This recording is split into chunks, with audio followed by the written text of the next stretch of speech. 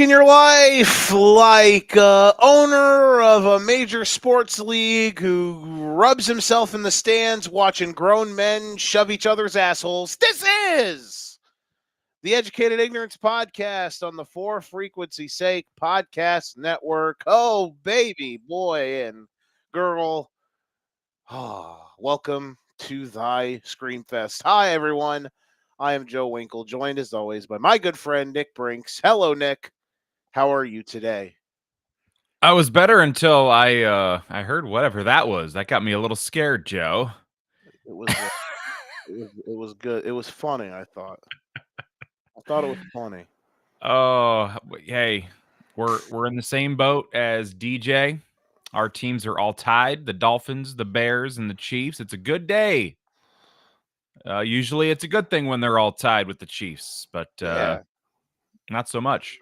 we all suck or whatever. We want to thank everybody hanging out with us on whatever platform it is you're hanging out with us on. If you're watching on wherever you're watching, we appreciate it. Let me just ask a few things first. Please like the video on whatever platform you're watching it on: Facebook, Twitter, YouTube. Just hit the like button. It'll take 4 seconds, not even 4 seconds. It'll take zero point 0.4 seconds. And we really appreciate it. Like the video if you like the video. Go to our YouTube channel, youtube.com for frequency sake QC.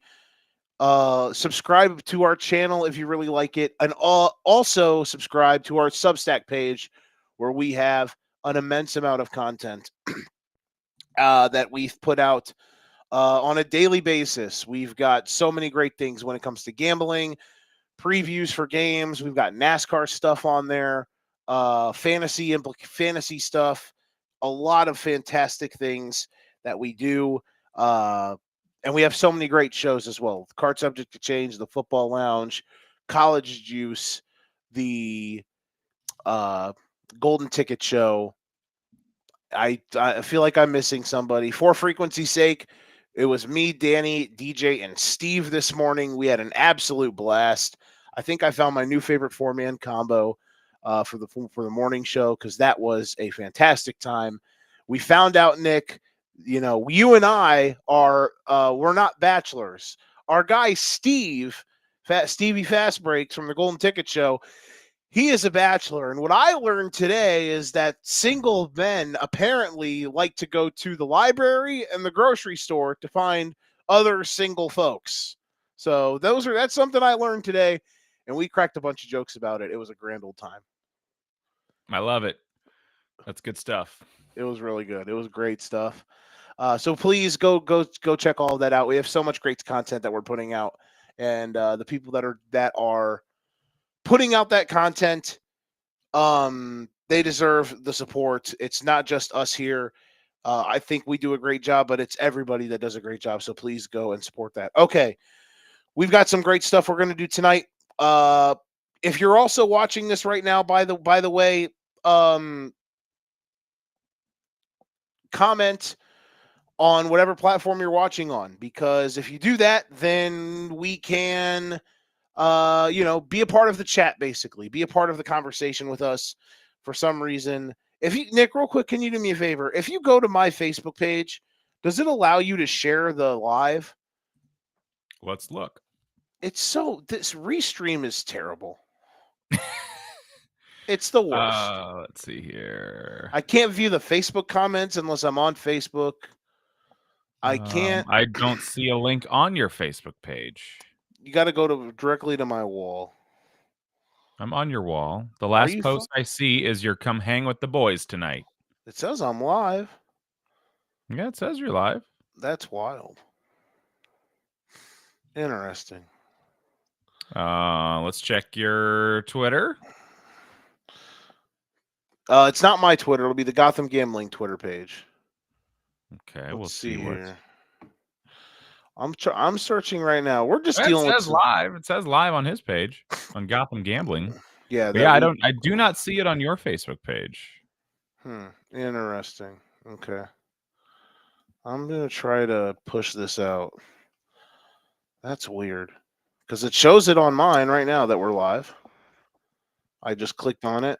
Yeah, we're All right. live. It's just I don't see it on your Facebook. Weird stuff. Fun times at Ridgemont High. We've got some fun gimmicks. We're going to talk about the Sunday night game. We're going to talk about we're going to talk about some week 2 stuff. We're going to do some panic rankings. We're going to do some belief rankings. There's some 2-0 teams. There's some 0-2 teams. Maybe those teams should be in opposite brackets. You never know who's going to do what and be in what world. Um, so we're going to dabble in a bunch of stuff. Come and join us. Come be a part of the chat. All that good stuff. We're gonna try to fix whatever the frick's going on here. Let me just see if I can.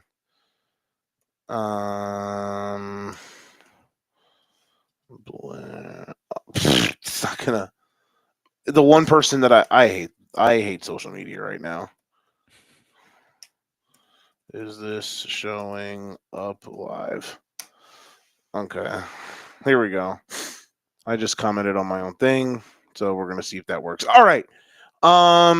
Sunday night game, Vikings and the Falcons. Impressive showing from Atlanta. Let's start here. Nick. Best Atlanta Falcons moment since? Question mark. Like, if you're a Falcons fan, when was the last time you felt this good watching a meaningful football game? Probably the end of the third quarter in 2017 in the final game of the year. Right in the heart. Just sticking right in When the it heart. was roughly 28-3 in their favor. How dare you?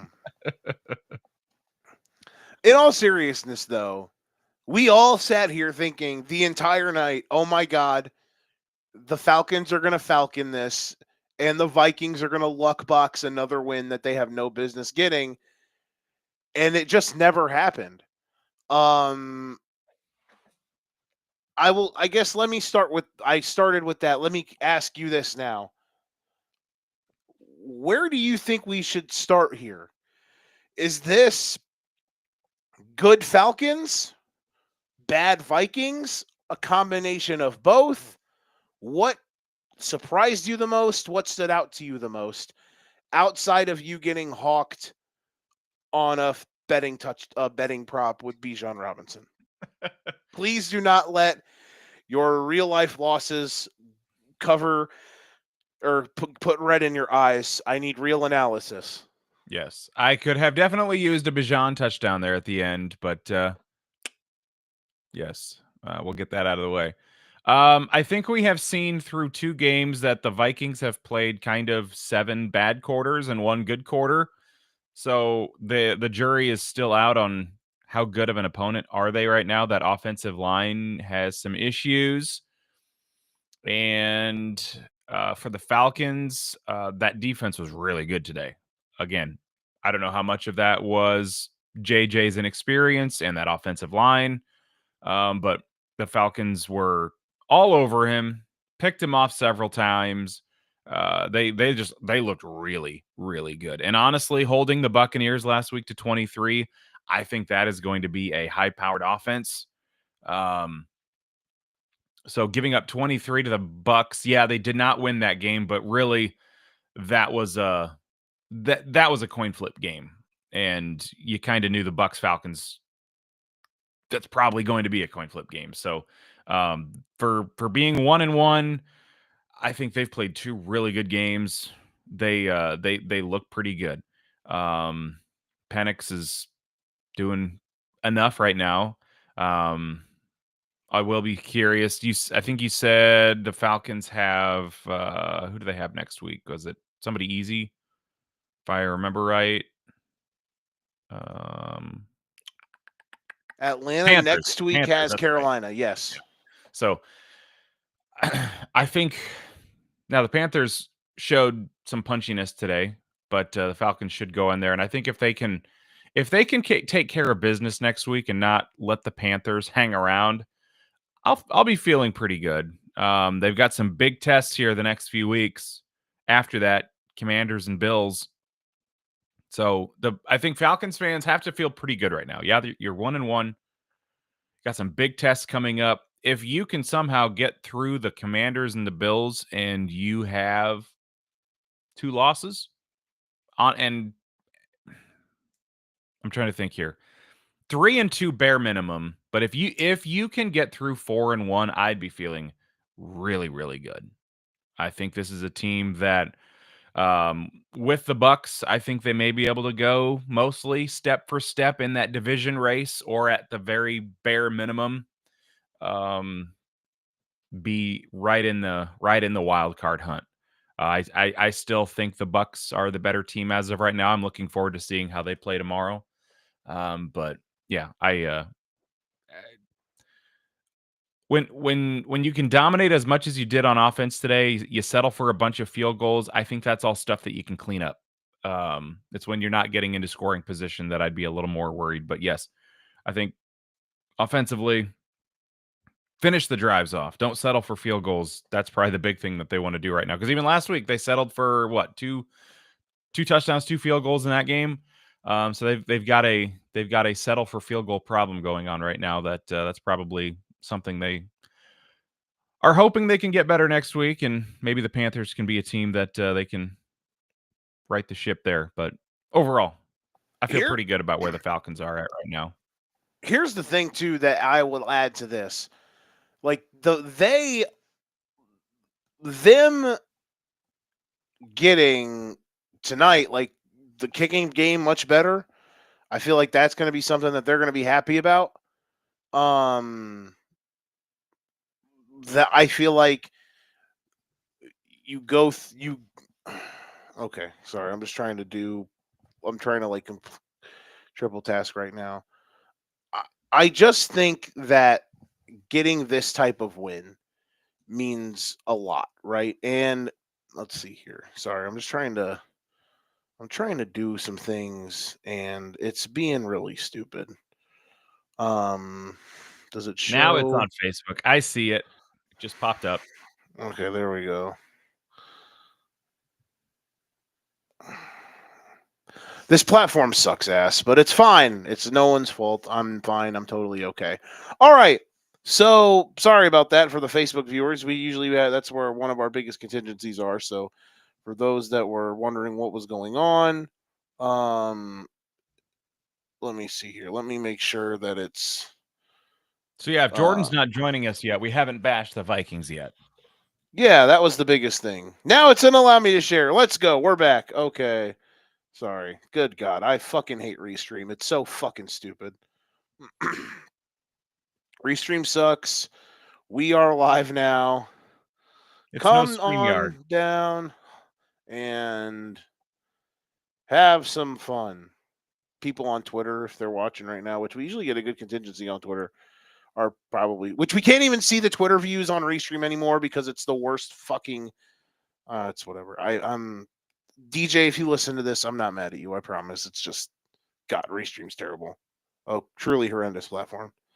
Um, Danny's probably watching me bash Restream right now like crazy, and he's probably like, "You're right, yes, Joe.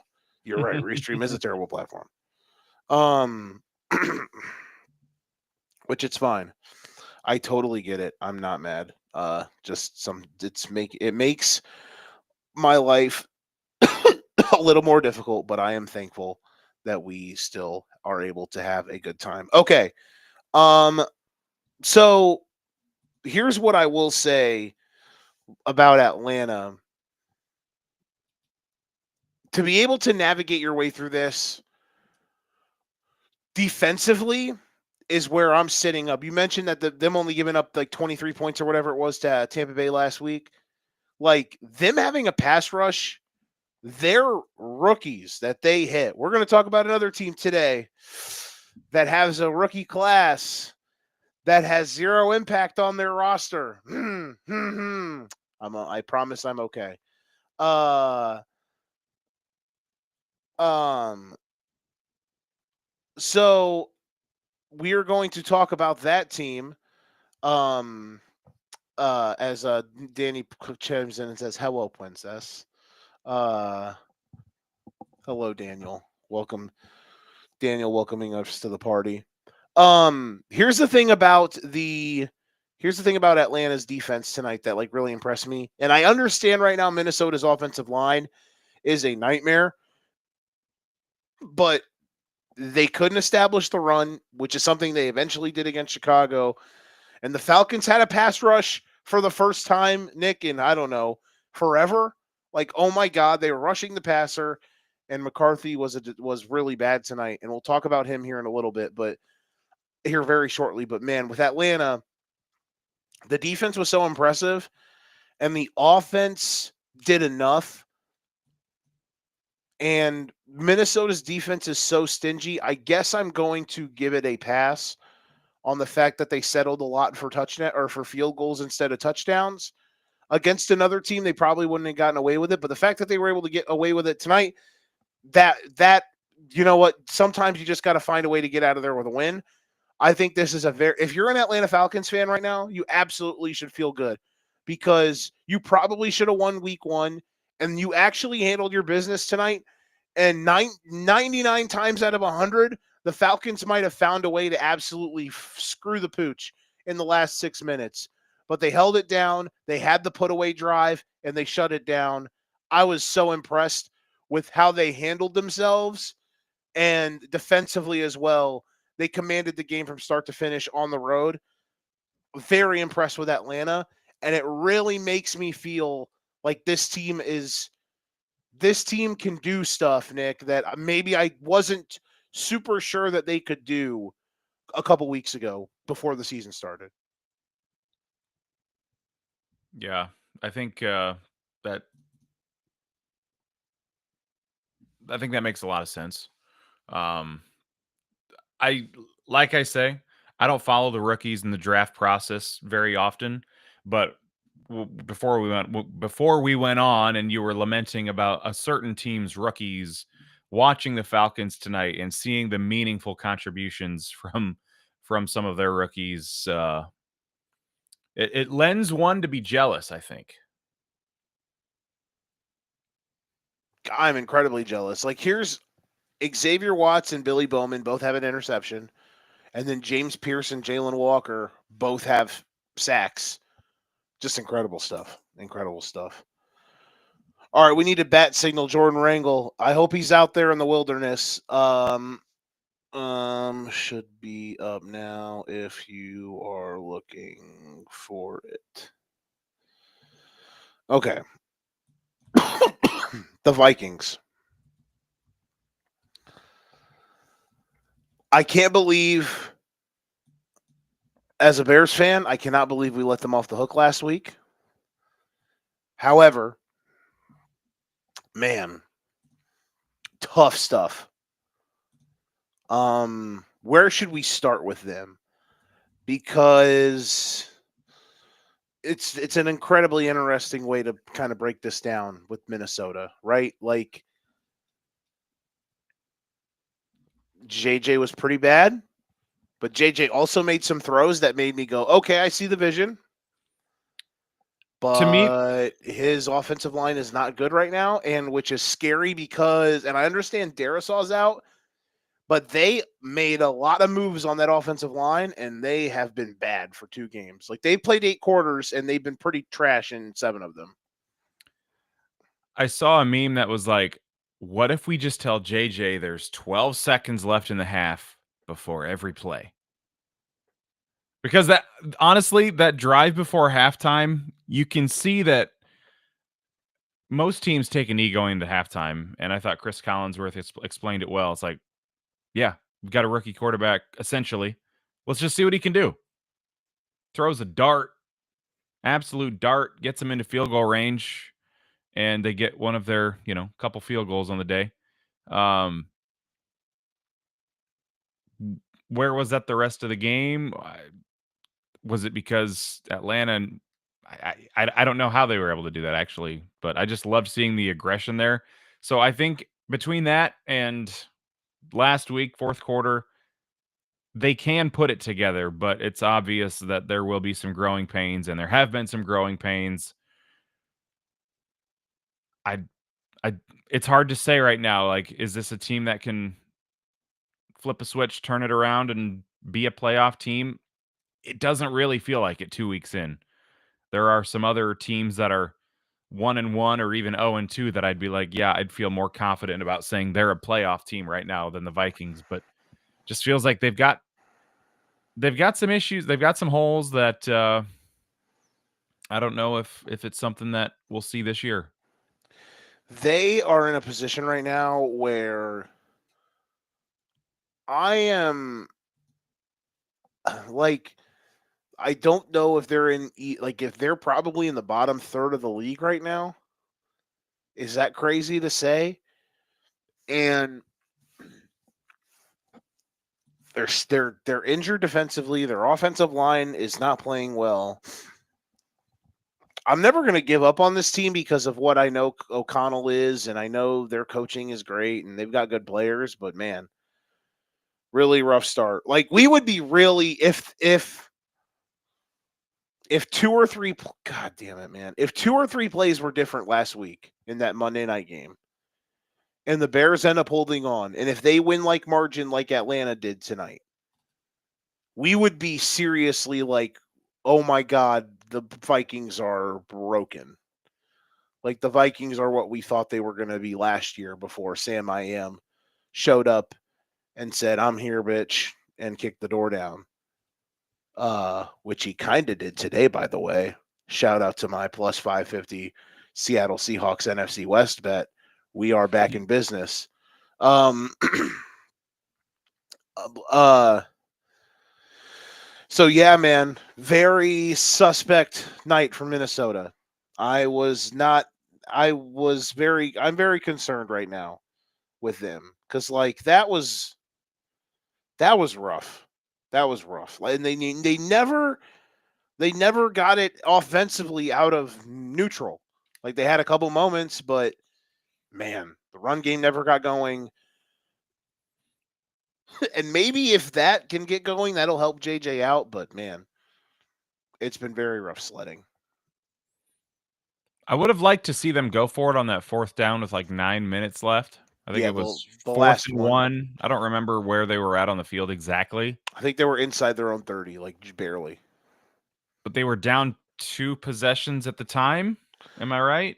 Yeah, it was one of those things where like if you don't, yeah. It I was mean, 15-6. okay. And earlier in the game, they had gone for it inside their own 35, 30, right around the 36 or something, and they didn't get it. So they were probably a little gun shy, but it's like, hey, you're the team that you're playing against is running it down your throat. If you get the ball back, the score may be the same, but you're not going to have much for time. So I think fourth and one when you're down 2 possessions in the fourth quarter, under 10 minutes to go, I feel like I don't care where you're at in the field. You find a way to get a yard. I would rather find out now, all right, we're screwed, than punt it away and then find out later, oh yeah, we were screwed. Mm-hmm. So I not like that was the determining factor, but I just thought it was interesting how they were aggressive early and not late when they should have been. Yeah, that was. I get Did it. Minnesota do anything well today other than hold the Falcons to field goals? No, because if the Falcons score, so they had 5 field goals, 4 of them were on red zone trips, I believe, or at least 3 of them.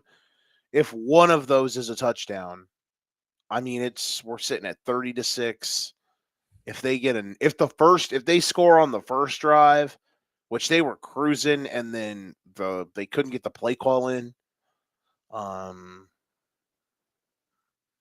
nightmare fuel, nightmare fuel. Um, any last words on the Sunday night game? Sure would have liked to see some more touchdowns, but that's about it. You can hear the pettiness. Bijan Robinson, though, I will say, even though he did not score for you tonight, God, that dude's fun to watch. Is he not fun to watch? He Here's is. a here's a guy, Nick, that just cut. I mean, his cuts, Nick. I mean, here's a guy. He just slides like a chair in the pregame show. All right. let's talk about what was supposed to be the game of the year and turned into a game where, I mean, stuff happened. Eagles, Chiefs. Um, I was reminded today, Nick, that the Philadelphia Eagles make me absolutely despise and embarrassed to watch the National Football League. They are embarrassing. Nights like tonight are why I think Jalen Hurts is a fraud. He's not good on the level that most people want him to be at. And the Chiefs' black magic might be incredibly tapped out because they got black magicked today. They are literally going in for a touchdown that would have gave them the lead in the fourth quarter, and it literally bounces off the chest of Travis Swift and is picked off. And if it wasn't for the rookie tackle Jonathan Simmons hauling his ass, it would have been a pick six. Where do you want to go with this game? I'm just looking at the stat line now, and I did not realize how how ugly this was. If you would have told me before the day, Jalen Hurts will throw the ball for 100 yards. Barkley will run for under 100 yards. Okay, Chiefs. That might be a Chiefs win. That seems like a pretty good recipe to beat the Super Bowl champions. And then I look at the Chiefs numbers. Mahomes under 200. He is their leading rusher. Okay, yeah, this is starting to look pretty fucked up, Joe. Just really an ugly game all around. But the Eagles did enough. That they did. The Chiefs defense showed up, which was good. It was nice to see that happen for the first time. It was nice to see that happen because that was something I was worried about. Here's where I'm at with the offense. It's half the offense is broken, but then there are moments where I'm like, okay. When you sit back and realize that Xavier Worthy, Hollywood Brown, and Rashee Rice have not played a game together yet. Like, think about that. their receiver, their star receiver they drafted 2 years ago, their top receiver that they signed last offseason, and their receiver that they drafted last year. Those three guys, literally their top three receivers, have yet to all play a game together. And like probably two, I don't know the exact number on this, but at least in the eligible games where they could have, probably 90+% of them, only one of them has played. So I say that to say this. I think there's a world where this offense looks different when all three of them are playing. Because Worthy has his flaws, but if Worthy is their third receiver and a gadget player with Hollywood and Rashee Rice out there, I think that's good because Rashee Rice, I think, has the ability to be a really good player. And Hollywood's a solid receiver. Right now, they just don't have, like, they're relying on Tyquan Thornton, who was cut by the Patriots last year. The Patriots receiving room last year was literally me, this Vicks nose spray, and this Lego remover. Like, that was their receiving room last year. And they cut Tyquan Thornton. He is now on the Chiefs, and he caught a 50-yard touchdown today. Like, that's their top receiver today, I think it was. Let's see. He was their second leading receiver today. That is the world the Kansas City Chiefs are living in. So, excuse me. We're at the point where I'm at the point of the cold where my throat is incredibly itchy. So we are at the point right now where this Chiefs team, I want to believe eventually it'll be okay.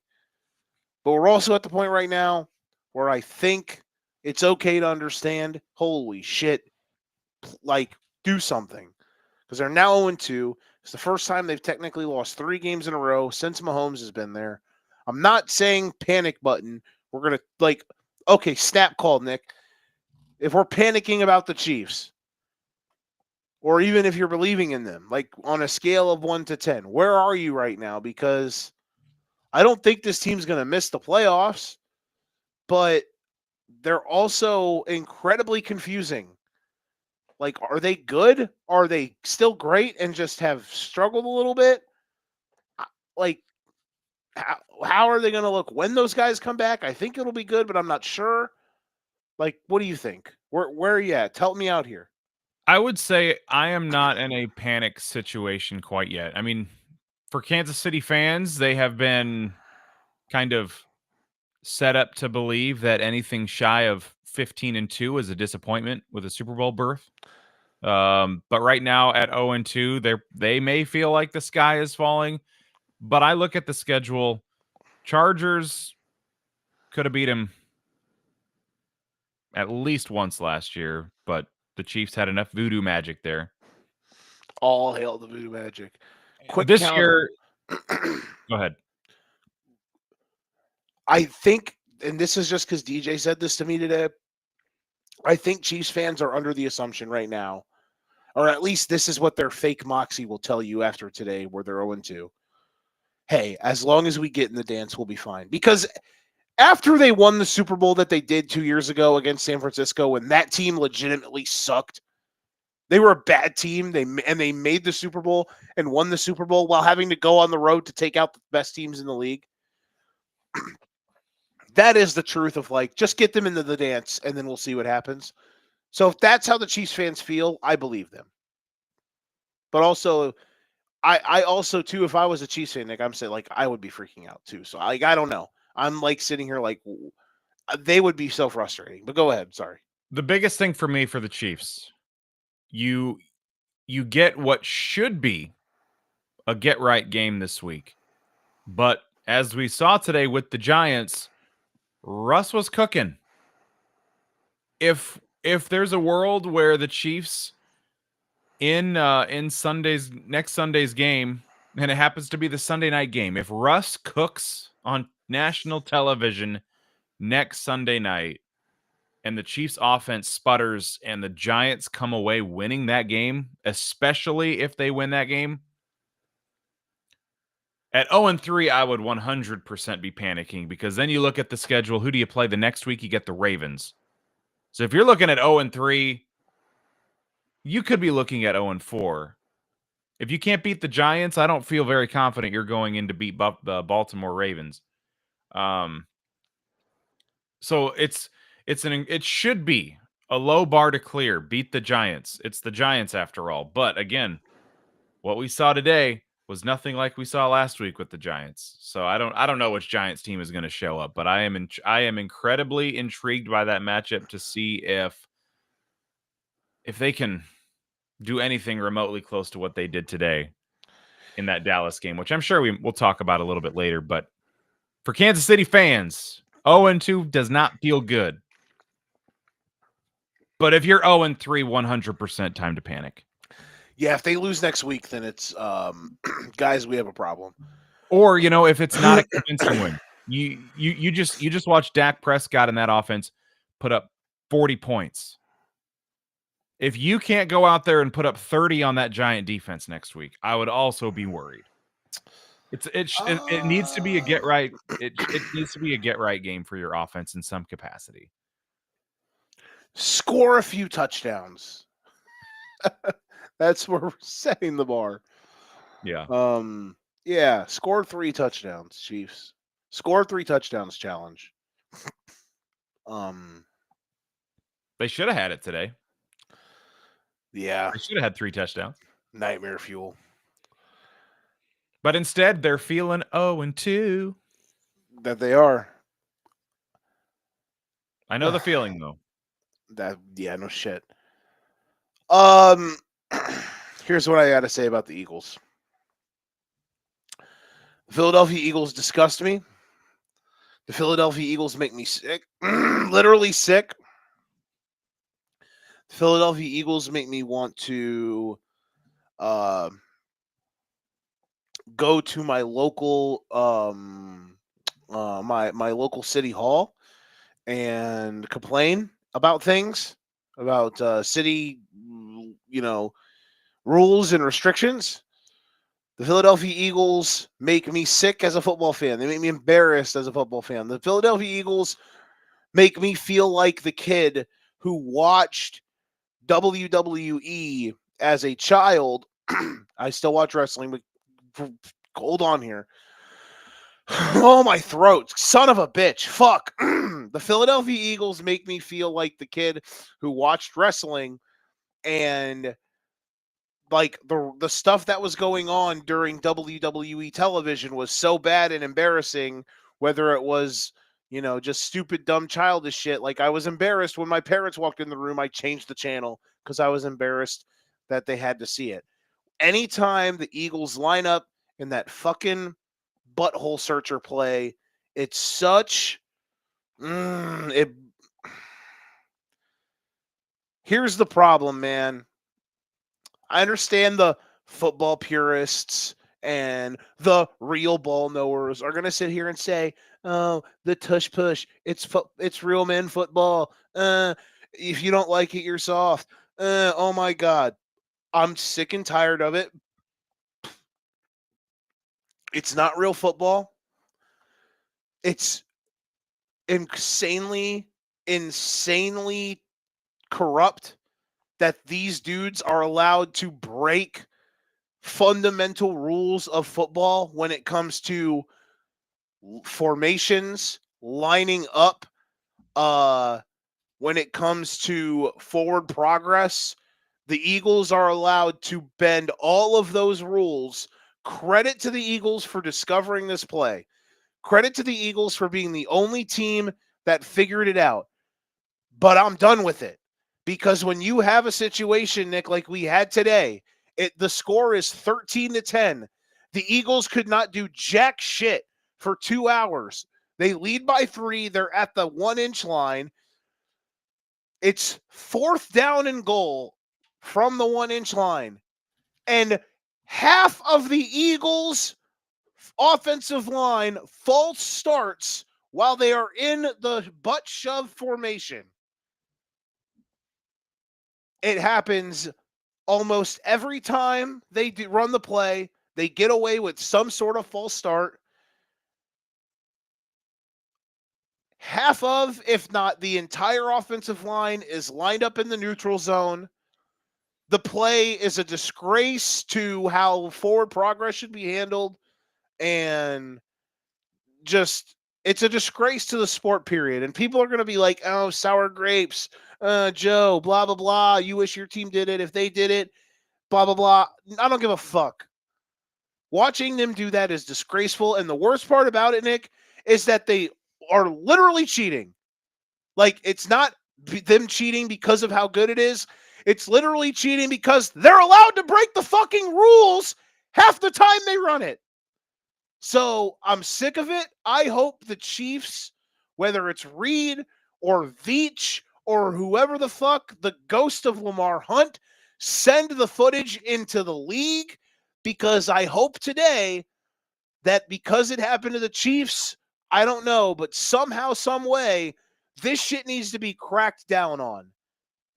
And you cannot have this, because this is so, it's just awful to watch. It bastardizes the fucking sport. Again, congratulations that you found a way to milk short yardage. I applaud you that you are able to treat every single set of downs to 9 yards, because when you get it to 3rd and 4th and 1, it's automatic. But here's why it's automatic: because you fucking cheat. They literally cheat.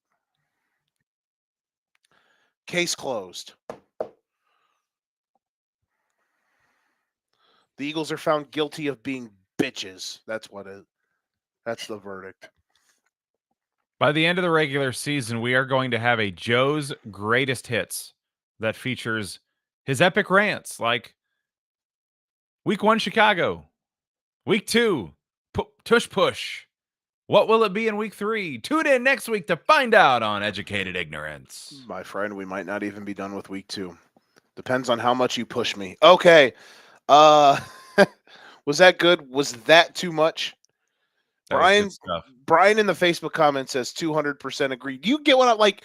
You were watching live, right? Like, did you see the Eagles like on the touchdown they scored to go up 20-10?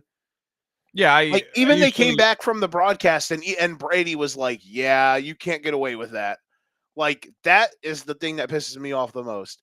If they just lined up normal in the normal offensive line formation with Hurts under center and even with them right behind him, but the offensive line lined up normal and then they snuck it out of that, I'd be okay with it. But the fact that they all get in like 4-point stances and they're all lined up in the neutral zone and they're lined up in front of the ball, like they're literally all lined up in front of the ball, and then half the time, half the offensive line false starts, like we have to nip this shit in the ass, bro.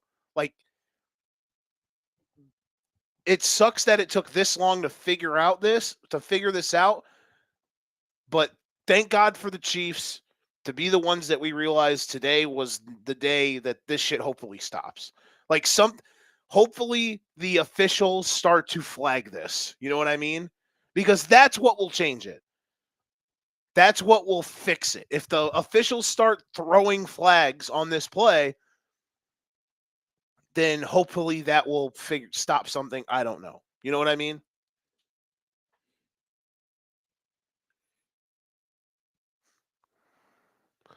Because I don't know how you go I don't know how you go to the you can't go to the league office and be like, because that's the thing, you can't just be like, we ban this play. So what, you're going to ban all quarterback sneaks? What do you mean? Because it's a gray area, right? It's a massive gray area. But I think there are incredible ways that you can fix it. And that's where I'm at. Like, today really, really honed in. Finally, it took 2 years for a broadcast of an Eagles game to actually zoom in, and instead of them being, "Oh, Mike, look at them shoving each other's assholes," it took Tom fucking Brady, the greatest of all time, to be like, "Actually, guys, they're fucking cheating because half the lines fall starting." So thank you, Tom Brady. You are the king. You are my king. You are the greatest forever. Next, panic rankings and belief rankings. I'll let you start. Throw a team out there and we'll talk about them. Indianapolis Colts Hot diggity. had some good fortune at the end today to wave off the missed field goal. A bit. Denver should have had that, but Incredibly. This league is so corrupt. It's so bad. Good God, bro. There's been so many games that have had moments of the officiating. It's fucking lunacy. And Denver, I'm sorry, and I'm not just saying that because in my $100 picks, Denver winning would have cashed a plus like 200 Denver Dallas money line parlay. I'm not mad about that. I'm mad because I'm tired of seeing the refs swing games because it's week 2 and we've had like a dozen games almost where there has been ref swinging in the game. So yeah, Denver got jobbed. Go ahead. Sorry. so was the flag for the um I'm drawing a blank on the word leverage. Was that not a was that not worthy of a flag in your mind? I don't Getting on the think defender so. or getting on the lineman like that? I don't think so, man. I think you're looking for some shit if you're trying. Like, what are we doing? Like, it was. I'd have to go back to look. Unless he ran through the center, which you're not supposed to do. You know what I mean? Because you have to protect the snapper. Because the snapper in that situation for punt and field goal, their head is down and they're looking through their legs. So you have to protect them. Unless Denver went through the center, there's no flag there. You know what I mean? I don't think there's any flag. Or if Denver's like pulling a guy down so another guy can get through, then that's illegal. But they were, it to me, from the view I saw, it did not look like that. And so that's why I initially have the reaction of Denver got screwed. but also they screwed themselves because they probably should have never got into that spot.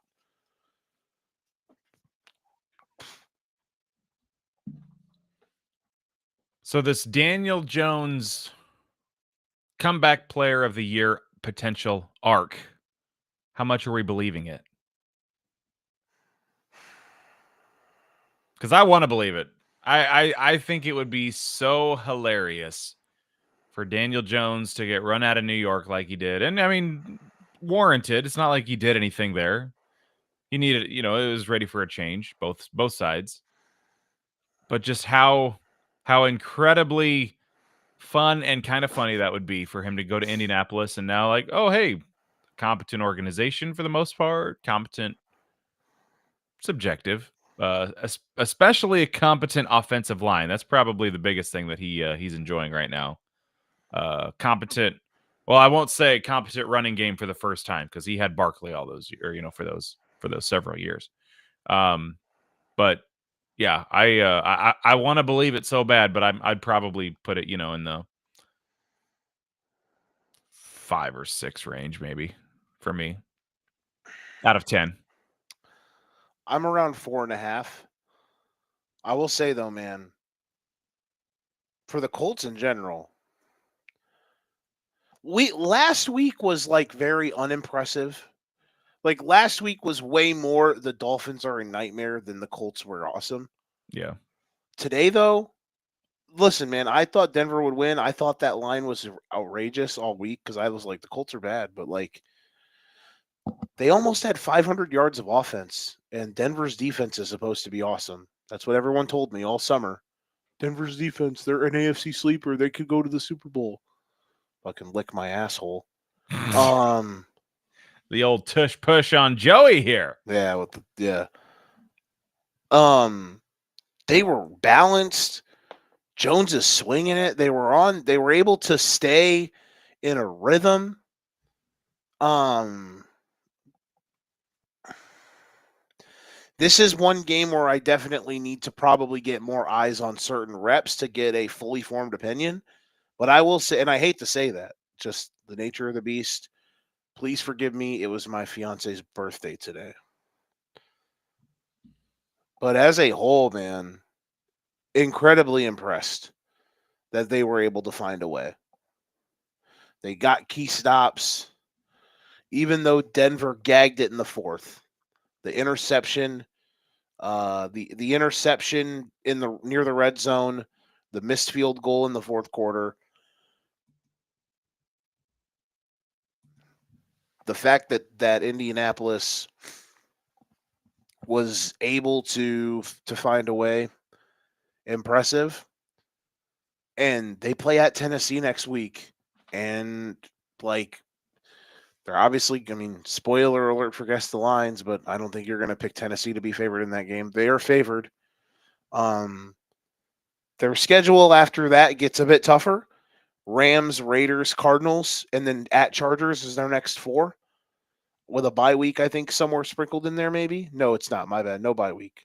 But that's their next 4 after the Titans game. But like,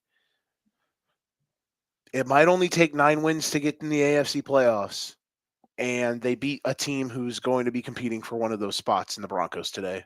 So that is an impressive step forward. So I will say 4.5, but I will tip the cap and recognize that that was a very impressive one. And even if they didn't win, I was impressed by how they played. And yeah, there were some shenanigans or not that helped get them to the win. But as far as I can tell, I've seen them flag that before. It didn't really feel like Denver's getting completely jobbed. There might be there might be, I don't know. I don't know if you can swallow the whistle there, but yeah, I think the conversation might be a little bit different if it's 1-1 versus 2-0. But since it is 2-0, I think If it they would have lost adds to the today, story. we all would have been like, okay, the Colts are what we thought they were. But nope. They are much better than I thought they would be. Next up, My turn. I'll throw a game out there that we can get into the hopper to discuss. The Bengals and the Jaguars in the dumbest game of the day. And good God, the Jags lose. Only the Jags can lose. I mean, not only the Jags, but certain teams just lose in certain ways, and the Jags definitely did that today. Let's start with the winners, though. The Bengals. Holy mixed emotions. Another game where corrupt officiating absolutely screwed Jacksonville. Jacksonville had a pick six wiped off the board, and also it was 4th and 5 with Cincinnati, I think, with no timeouts. Travis Hunter broke up a pass, and they threw a defensive pass interference flag, and it was nothing close to defensive pass interference. So I will say this: Jacksonville got absolutely jobbed, and we have a referee problem right now in the NFL, folks. Corruption. I'm kind of joking when I say corruption, but there have been nearly a handful. There are over. It is somewhere between a half dozen and a dozen games through 2 weeks already that have had massive moments swung by the officials. And Jacksonville probably should have, Jacksonville in my mind literally had the game taken away from them today. All that to say this, the Bengals did win. Another one of those, hey, you find ways to lose these games early in the year. You're now 2-0. Here's the problem, though. Joe Burrow might be out for 3 months. I don't know if you saw this, but the word is he has turf toe, and it might require surgery. And if it requires surgery, then he will be out for probably 3 months. And Jake Browning looked good today. He was peppering Jamar Chase. Jake Browning is one of the best backups in the league. They got a bunch of weapons, but goddamn, man, that is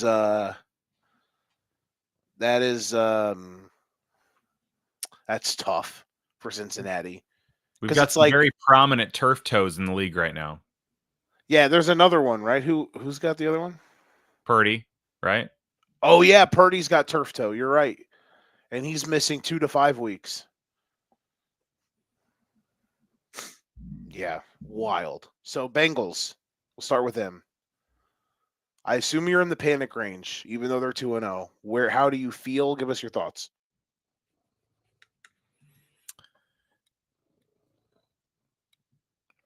I would say panic levels have to be pretty high.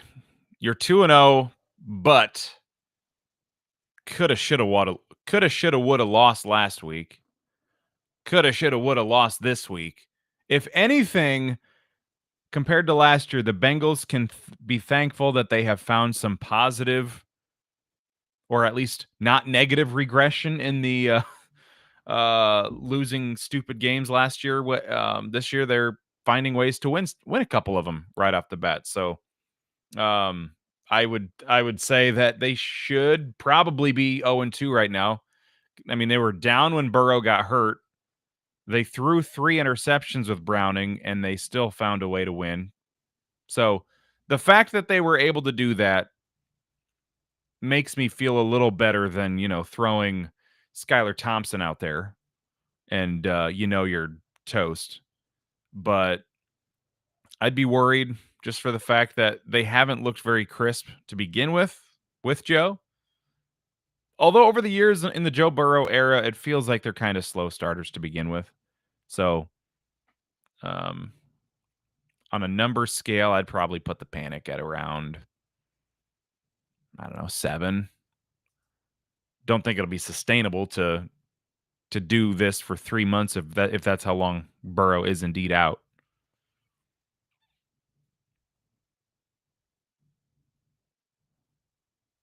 That's where I'm at too. I'm at like a 7.5. Because if he is out for 3 months, you're in deep trouble.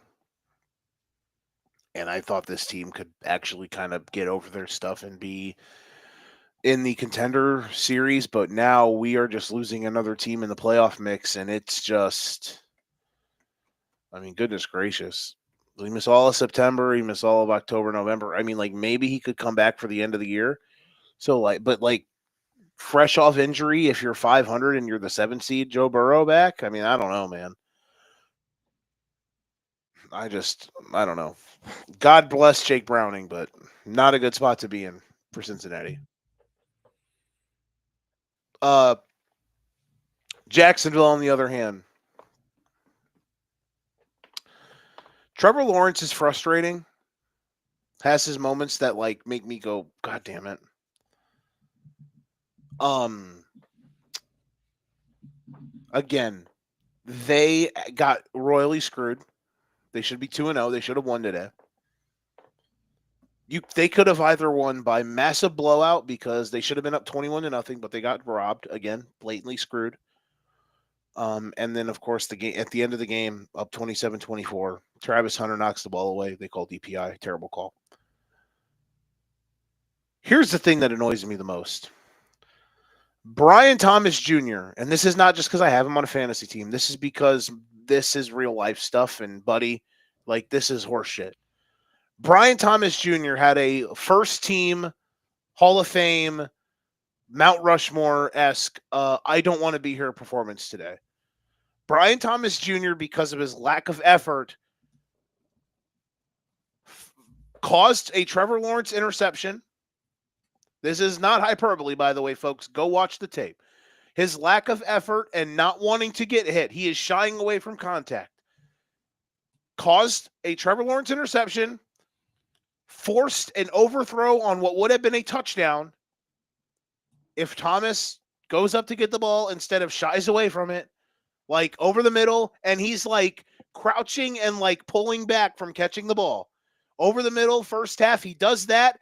It goes over his head right into the safety's lap, interception by Cincinnati. In the end zone later in the game, he does that. It's an overthrow. They don't score. Because I think like on fourth down, Diami Brown drops it in the end zone. Then late in the game with like 3 minutes left, up by 3, it's 4th and 5 at inside the 10, and Liam Cohen does the right thing. He goes for it instead of trying to make a one-score game by kicking a field goal. He goes for it. He draws it up perfectly. Brian Thomas Jr. is ass naked, open, over the middle. If he just catches it and falls forward, it's going to be 1st and goal inside the 5. It bounces off his chest, and the ball is dropped. Brian Thomas is a really good player. Brian Thomas has the potential to be one of the best receivers in the league, but today's performance by Brian Thomas Jr. was absolutely embarrassing, and he should be ashamed of himself. And I hope that Liam Cohen and I hope that this team gets his act together, because I don't know what that was. I don't know if he's injured. Fucking sit him, because they've got other guys that can go. Their wide receiver room is really fun, and they've got players. And this offense is punchy. They could have had 45 points today if it wasn't for some dumb shit.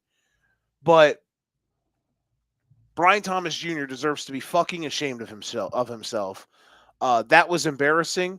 And yeah, all-timer Hall of Fame performance by him today. My belief in the Jags is about a 5. I think this team can be really good, man. Their defense is a little worrisome, but they got a defensive line that's punchy. Their offense has incredible weapons, and Liam Cohen can dial it up, dude. Like, they've got 2 good running backs. Tootin's a baller. Travis Etienne has been absolutely reformed. Brian Thomas Jr., get your head out of your ass. Travis Hunter's dynamic. Diami Brown, Parker Washington. They just got guys everywhere, man. If Jacksonville can stay out of their own goddamn way, one way or another, they're a playoff team. Like, I have no doubts about that. But health and being the Jags are what could stop them. But I love what Cohen's doing. Their offense is sick. I feel bad that they lost today, because they should have won and could have won by margin. But certain acts of God and corruption from the league cost them a victory. So my belief in them is about a 5. Could be more, but yeah, man, like they're good. It sucks that they lost this game, but I think they'll be okay. Yeah, it seems like they've got outside of Brian Thomas, that passing game's working pretty well. He's regressed the last couple years, but it feels like he's taken a step forward again. Their running game's been pretty solid, so yeah, I wasn't super high on the Jags coming into the season, but I've seen enough in 2 weeks where I'm like, okay, yeah, they might be able to be a factor here. And with how Houston looked last week, I mean that was one of the biggest dud performances I've seen out of a playoff contender to begin a season, um, that I can remember off the top of my head, outside of maybe the Bengals last year too, but they didn't make the playoffs. Um, so that I mean that division could be very much up for grabs, and the Colts are right in the mix there too. It's been a few years I feel like since that's been a three-headed race. Um, but right now I feel like if Houston, we'll see tomorrow, but we might have a fun little AFC South battle going on this year because the Jags Houston look like they might be better than I thought. If the Houston Texans can get their shit together, we'll see. Houston's favored by 2.5 at home against Tampa Bay. My guys from the Golden Ticket Show, Don and Steve, they were talking about that the system play is them minus the points, like no doubter. I don't know, man. What has Houston done to be completely trustworthy that they're just going to roll out of bed tomorrow and beat the Bucks? I know they're injured, but the Bucks, by the way, folks, are pretty fucking good. Might be the second best team in the NFC because unfortunately the best team in the NFC plays in Wisconsin. God damn it. They're fucking good, bro. Hate to say it, but they're really good. Watching them play the last two games, seeing their competition and seeing what their competition has done when they're not playing the Packers. Yeah, I'd be pretty happy to be a Packer fan right now. Yeah, that game Thursday night was not competitive. Like at all. Very underwhelming for Washington. One of Jaden Daniels' worst games as a pro so far. Like I remember last week I was saying here I might just have to concede my Jaden Daniels take. Well, Thursday I was like, maybe not. Not yet. Hold the fort a little bit. Um all right, what do you got? What's another one? Did anybody have a better day today than Dan Campbell? Not many. Does today put your belief back in the Lions as a team that like is legit? Like last week was maybe the perfect storm. First game without your coaches on the road. The Packers are juiced up because they just got handed one of the best players in the league. Like last week could have just been the ultimate no-win situation. And they got game scripted because they were literally down 2 scores 4 minutes in. And then from that point on, they could never recover. Like, could last week have been just one of those games where we look back and be like, that game was a blowout, but it was also a dumb blowout. You know what I mean? Yeah, and I mean, there's nothing to say that the Packers aren't just better than the Lions this year, but yeah, the Lions, they were clearly out to lunch last week, and they made sure that they weren't out to lunch today. That was a heck of a performance. Um, Offensively, they were the juggernaut you expect them to be, or have come to expect them to be. I mean, there were you almost had eulogies for them a week ago, and now you got the bandwagon full again.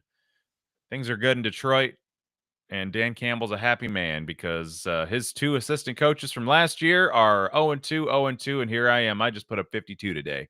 I'm feeling okay. He Things are gonna be okay here in Detroit. We are one to give out eulogies on this show, you and I. We've given out our handful. Not to say that we would have been writing one for the Lions if they had lost. But it was nice to see. It was nice to be reminded that they are still sick. Like Jahmyr Gibbs is a beast. When they can get downhill, they're nasty. Just because they lost a few players, the offensive line isn't a complete disaster. Amon-Ra, St. Brown, and Goff is like the best maybe the best chemistry duo in the league outside of like Jamar Chase and Joe Burrow. Like it's with their timing on certain stuff is so nasty. Um, yeah, very sick. Speaking of sick, because you brought them up, does that mean we have to talk about the other side? I'm not going to prod you. What is your But take? if it's what the people want, I I don't won't know. stop you. What is your take? I want your opinion. What do you think?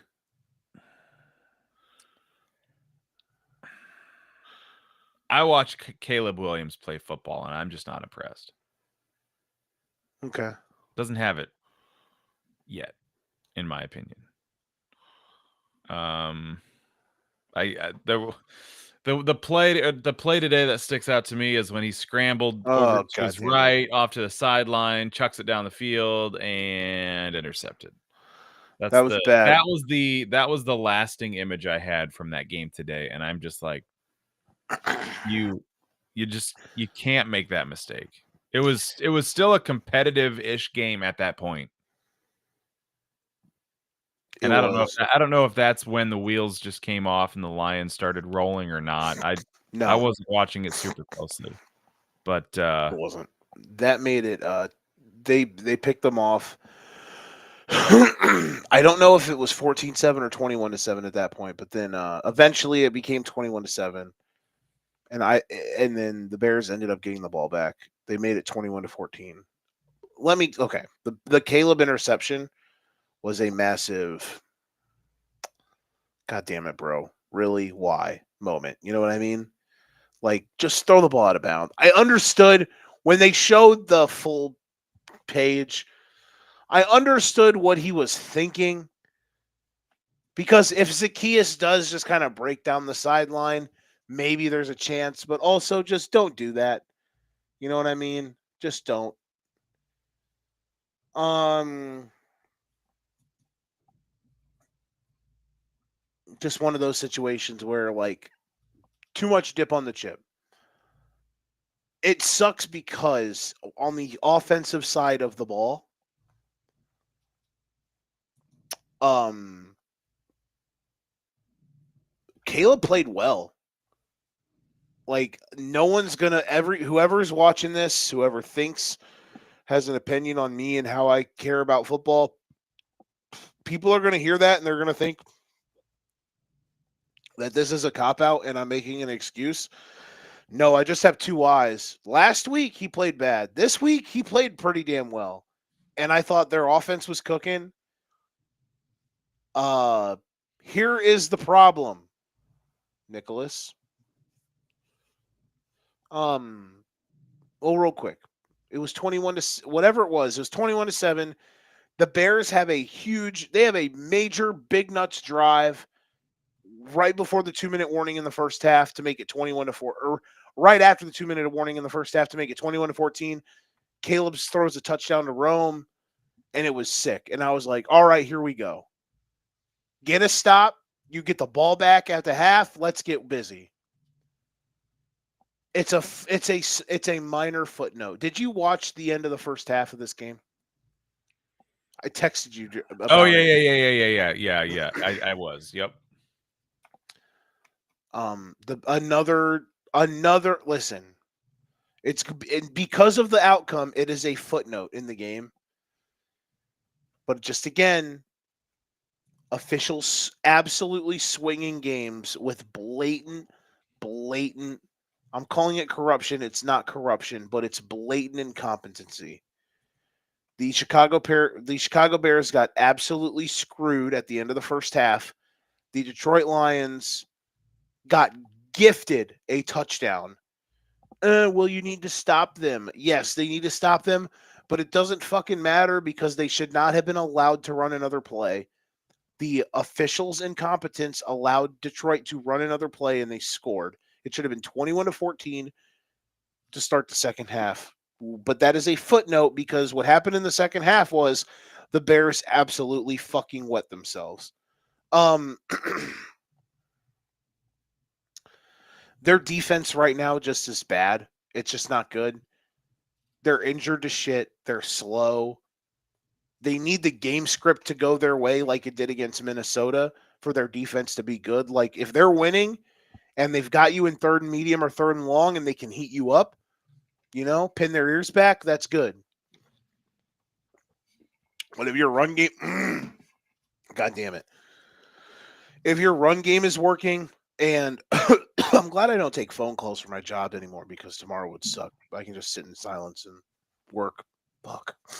Um, if but tomorrow or today for them, the Bears, this goddamn team that I have to cheer for, this toxic ass organization, this toxic franchise, this toxic sporting team.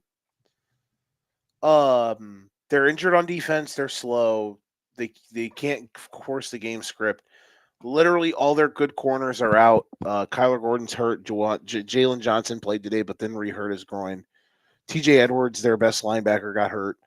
All their defensive linemen that they paid. Grady Jarrett has been absolutely fucking invisible. Montez Sweat, they traded a second rounder for, has had good moments, but he's pretty much just a jag, which means just a guy. He is a massive jag. He does nothing special. He's not a force multiplier. Dio Dingbo has had a pretty good couple of games, but all in all, like it's not good enough. Their defensive line is just a dud. It does not help either because of how banged up their back seven is and how just absolutely abhorrent Tyreek Stevenson is a bad football player. Um, they're literally using backup corners. That doesn't help at all. Um, it just sucks. And here's the problem, Nick. Here's what today was. And again, I understand people are going to be like, Joe, you're copping out. You're making an excuse for Caleb. Blah blah blah blah blah. Woo woo woo woo woo. Caleb sucks. He paints his nails. He's a bitch. Woo woo woo. Go fuck yourself. Here's what really is the problem. From organizationally, from top down, there's massive, thick layers of hubris and incompetence that is folded over their face that they are never going to be able to get out of their own way, because here is what slapped everyone in the face today. You know how every week they put out the inactive report about an hour before kickoff, Nick? Guess who was on the inactive report today? Two of the Bears' four top 60 draft picks from this prior NFL draft. Ozzie Trapello and Shamar, whatever the fuck his name is. I don't give a shit at this point. Two guys that were not injured. Two guys that are like backups. Trapello was in a legitimate competition to win the left tackle position all off season. Nick, I know you hate me right now, but let me cook. I'm sorry. And today, Trapello magically shows up on the healthy scratch list, as well as Shamar Turner, I think his name is. Shamar Turner. He's a defensive lineman. Both of them are inactive. Here's the other problem. Their other two top 60 picks, which two of their four top 60 picks, pick number 10, Colston Loveland, tight end from Michigan. He's got one catch, I think, in 2 games. Luther Burden, as Danny said about an hour ago, I have more receiving yards than Luther Burden. They used a top 40 pick on him. They already had 3 wide receivers signed on the roster, and they drafted this guy in the top 40. Their process makes no sense. Ryan Poles, what today was the biggest black eye on Ryan Poles, the general manager of the Chicago Bears. I don't know how else to put it. It today exposed to the nth degree his lack of detail, his lack of getting good players, his multiple years of just absolutely neglecting key positions. As we said it on Monday, last year they neglected the head coaching position, and they literally lit an entire football season on fire because they neglected hiring a new coach. They decided to keep incompetence, and last year they were incompetent. This offseason, what are the two massive things they do? They neglect the kicker position, which last season was a problem. Guess what happens on Monday? They miss a 50-yard field goal. They're unable to execute by kicking the ball out of bounds or out of the back of the end zone. And it basically allows the Vikings to run the game out. And then, Nick, the sick and twisted thing. Guess how today's game started? He kicked the ball out of bounds! Ah! This team is so fucking toxic. What else did they neglect this offseason? The running back position. Last offseason, they decided to not pay an extra $8 million for Saquon Barkley, who wanted to come to Chicago. This is legit stuff. Instead, the moment free agency starts, they signed DeAndre Swift. He's one of the worst running backs in the league. I hate spreadsheets, but Nick, get out the clipboard because I've got a fucking incredible spreadsheet stat for you. The Chicago Bears today had negative 0.46 EPA per carry. That is the bottom 6 percentile. 29% success rate. 9 plays today on offense. They had 15 or more yards to go. You cannot operate in that. You cannot live in that. It does not matter how much you upgrade the offensive line. You neglect these positions. By the way, they neglected the offensive line last year, and look how that fucking went. They neglect these spots because Ryan Poles, this fat fucking piece of garbage, he continuously sits up there in his press box and is told how good he's done. If it wasn't for Davis Mills completing a Hail Mary against the Colts 3 years ago, or the Carolina Panthers being absolutely fucking inept and Bryce Young being bad, shout out to Matt Rule. If it wasn't for any of that, Ryan Poles' GM tenure as with the Chicago Bears would be a laughingstock at a bare minimum. But here's the problem.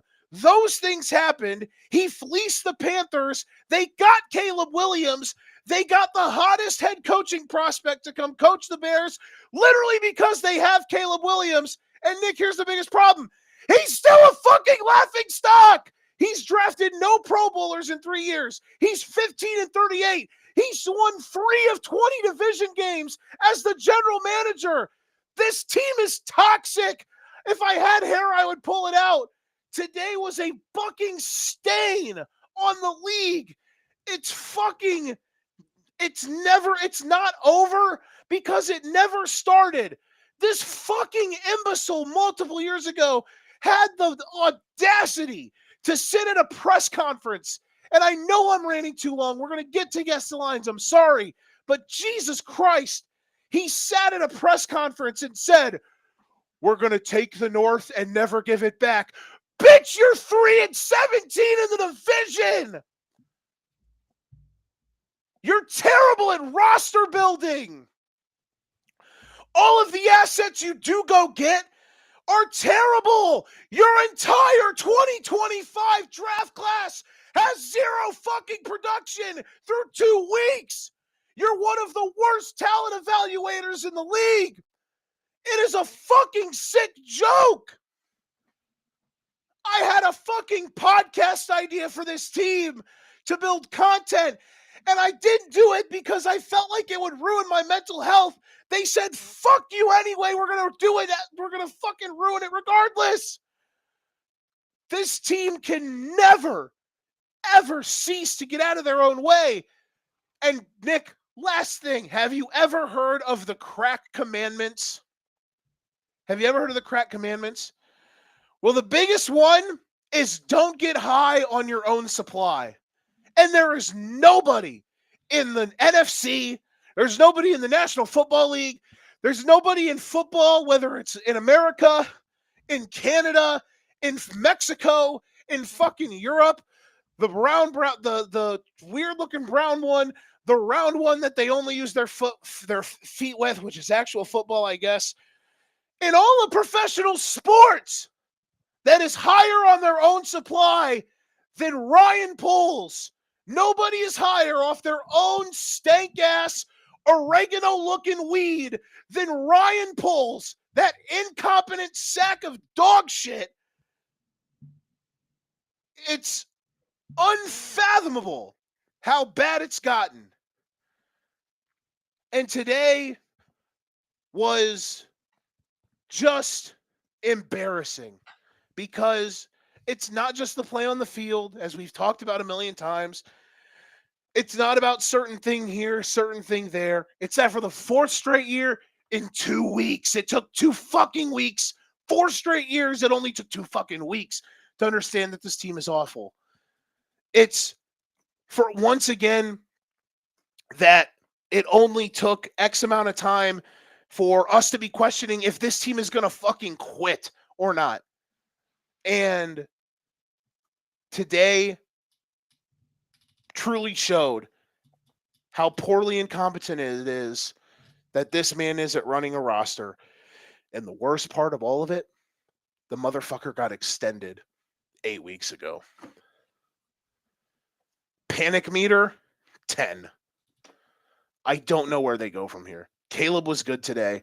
There was a couple of cool things they did on offense. But this team is bad.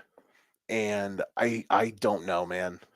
Today was really terrifying for the future of what this team can be. And the scariest part is that I don't know how there's no fixing it anytime soon.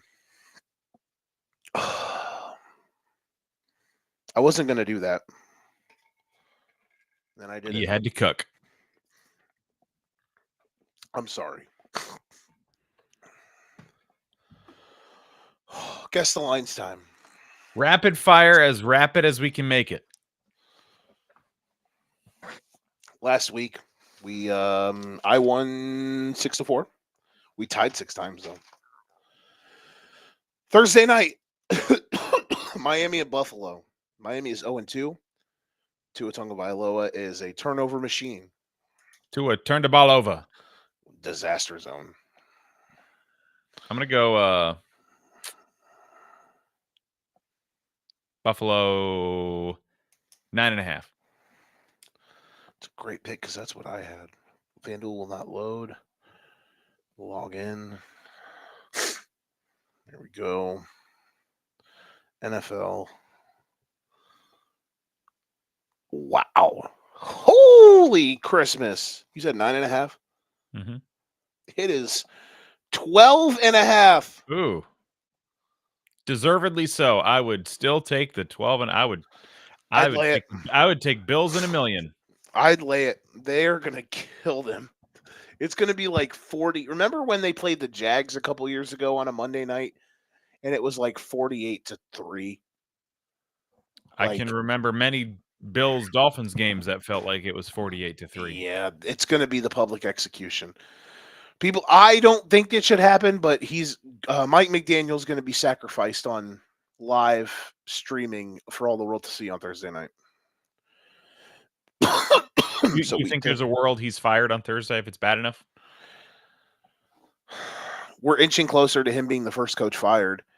Do I think you know my take? He shouldn't be. He's being scapegoated, but I don't know where you go from here at this point. Maybe I mean, how long do you allow them to just? I don't know. It's bad. Because Thursday there's a world where they get really beat up. Like it's 45-6 or something. If the Bills want to embarrass the Dolphins, they can. So you know what that means? The NFL is just going to somehow create this universe where Miami is competitive and has a chance to win late, just for the hell of it. Because was it last year the game in Buffalo was competitive or no? And they got hit with a walk-off 60-yarder? I want to say that was 2 years ago. But I don't remember. I think that was the playoff year. Oh no, the playoff year we played them on a Saturday night when it was snowing and the game was awesome and we like just didn't make a play or two.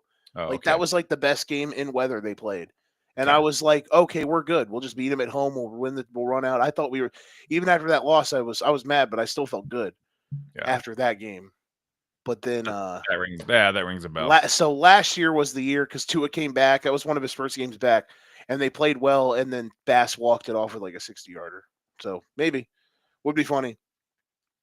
Sunday S Well, tier. and last year, I mean, the Dolphins were getting piss pounded, and then Damar Hamlin sent Tua to the Shadow Realm there for a few weeks. On Thursday night in week like 3.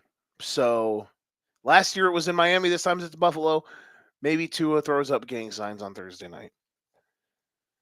Sunday S tier. It's a noon slate game, and I don't know what broadcast crew is going to be there, but boy, we're going to be dialed in. Are you ready? Rams at Eagles. Buckle up. Let's go. Couple 2-0 teams that they look like they For all should be better or are better than they look. I'm not sure. for Uh, I will say this, for all of the worries in the offseason about the Rams, they have passed the smell test in a multitude of ways through 2 weeks. Week 1, their defense dominated and they made enough plays on offense to win. This week, the offense absolutely cooked. I know they were trailing at halftime, but really came on in the second half. Very impressive win. Stafford almost threw for 300 yards. Devontae and Puka both had big games. Awesome stuff.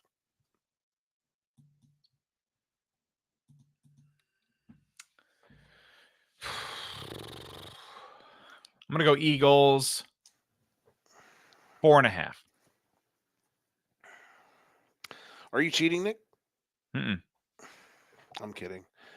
We are both.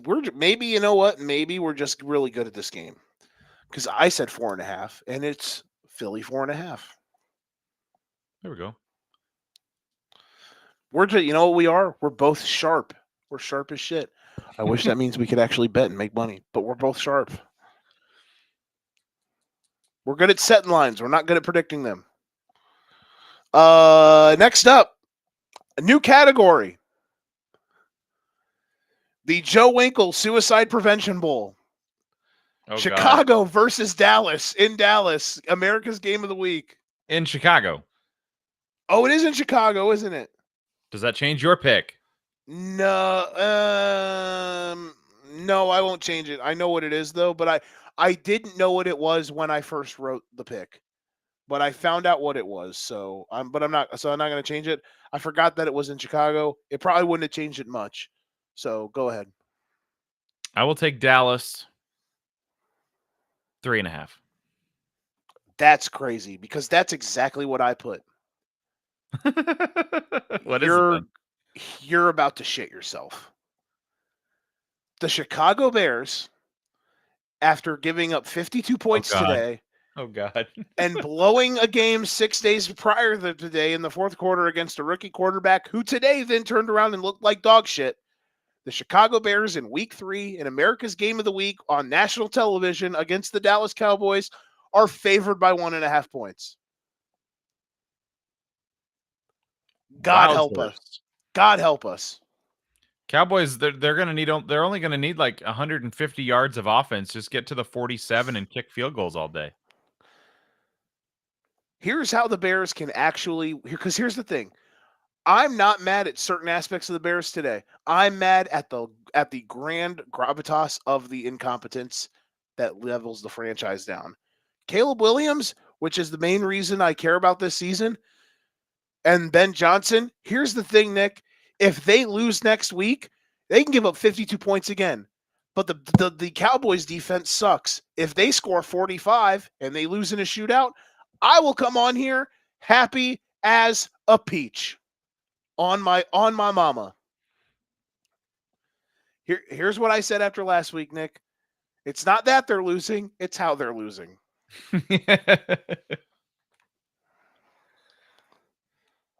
But judging by that spread, they ain't losing, right?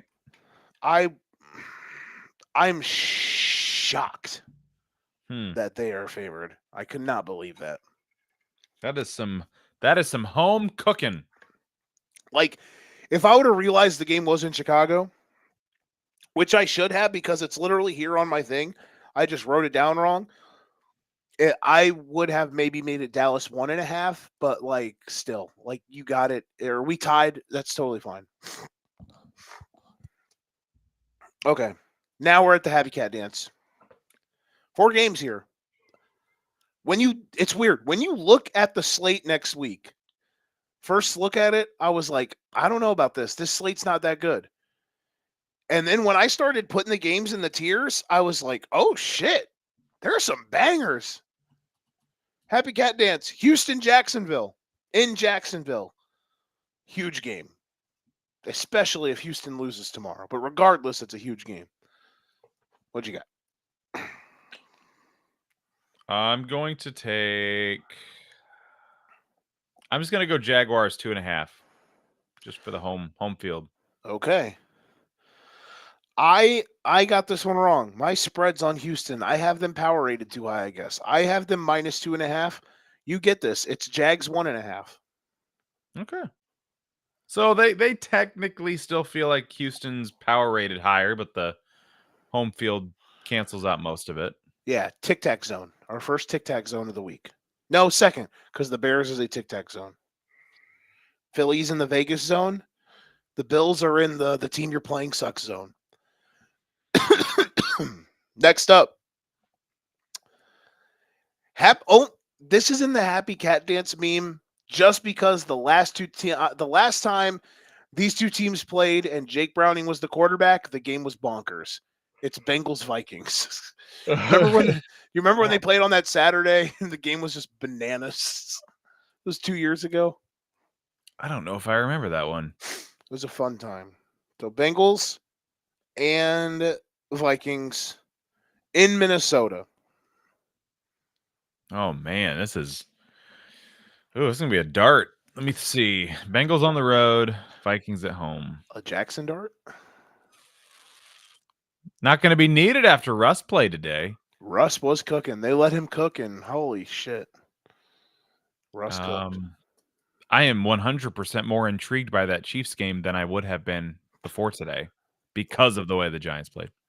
I think Kansas City will put him in a blender, but definitely there's a world where that game is fun because the Chiefs, the Giants defensive line's really good. Anywho, Bengals. I feel like I feel like they've got to. I don't know. The Vikings look so lost today. Bengals looked competent, even though they threw a bunch of picks. I'm gonna go with the old tic tac zone again. We'll go Vikings 1.5. Okay, I have won a game finally. It is. I said 3.5. It is Vikings 3.5. Okay, makes sense. Some are wondering if I'm cheating. Hey, Next we're up, fine. It's all right. a underrated. To the casual, they will not understand how good this game is. To us, because we're in it, this game rips. Raiders at Commanders. I don't know if the stat I saw today was home openers only or franchise history, but I saw a stat that said Geno Smith's passing yards last week set a franchise record for most passing yards, at like 362. I don't know if that was Raiders history forever and ever, amen, or just season openers or what, but I'm like, if you did that in your first game with a team, you set their franchise record, that is insane. So I don't know. I need to find out if that stat was actually how I interpreted it. It had to be for like a season opener because they had Rich Gannon who won an MVP. There's no way that he wasn't. I would have to assume, but I didn't see it on the ticker of right. in season openers. So I feel like somebody buried some Yeah. important information there, but There's no way Rich Gannon with old Jerry Rice wasn't just lighting worlds on fire. Are you old? Are you? Do you have Rich Gannon knowledge in your memory? I played backyard football when Raiders Rich Gannon was in the game. Did you ever play backyard sports, backyard football, I backyard never, baseball? I never played that, but But yeah, that one of was the first Maddens that I fell in love with was like Madden '05, and it was like the tail end of Rich Gannon, and I would play with the Raiders a lot, and Rich Gannon fucking ripped. yeah, I definitely caught him. Um, oh yeah, even David Carr had, or Derek Carr, sorry. No, David on the original Texans QB. No, I'm talking Raiders. I looked this up to see. Oh yeah, Derek Carr almost won MVP before he broke his leg, or I when he can't almost broke his leg. see 513 yards is their record in So maybe it 26. was for a season opener or like a Raiders debut, like your first game as a Raider. Maybe that's it. But either Derek way, Carr, by the way, good on television. yeah, I don't know if you've seen him or not. I think I have. So, does he work with his brother, or is David long gone now? I think David's gone because I think Derek's like a CBS analyst. Okay. Was it David on NFL Network? Yeah, I think so. Yeah. Okay, back to the pick. I'm gonna go Commanders, and we're gonna go. I feel like this one could definitely shift based on how tomorrow goes for the Raiders, but I'm going to take Commanders, and we're gonna go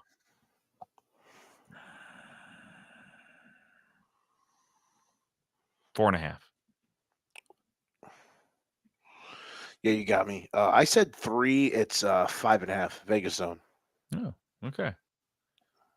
Yeah, I feel like they can't be putting a whole lot of stock into one game of the Raiders to say, oh yeah, they're that good to keep that one closer spread wise.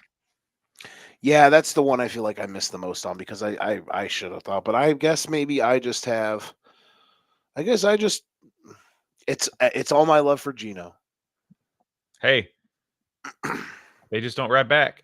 I'm a fan of not writing back. Last one in Happy Cat Dance. Very important game, especially depending on how tomorrow goes. The Los Angeles Chargers versus the Denver Broncos in Los Angeles. Last game in the Happy Cat Dance.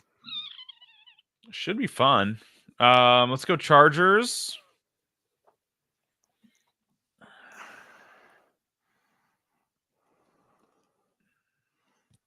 Three and a half.